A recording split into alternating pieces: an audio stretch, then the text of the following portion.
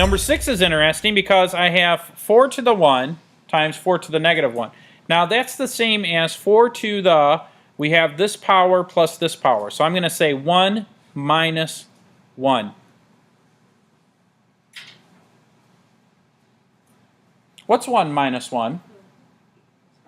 0. 0. So I've got 4 to the 0. Which is 0.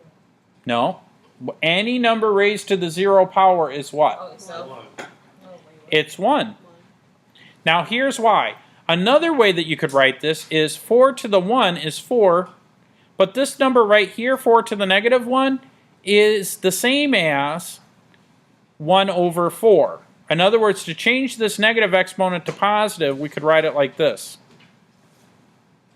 Now what is 4 times 1 over 4?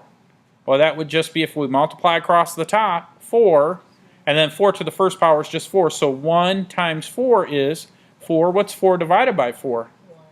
1. That's where anything raised to the 0 is 1, because it's really itself over itself. Does that make sense? Okay. Any questions?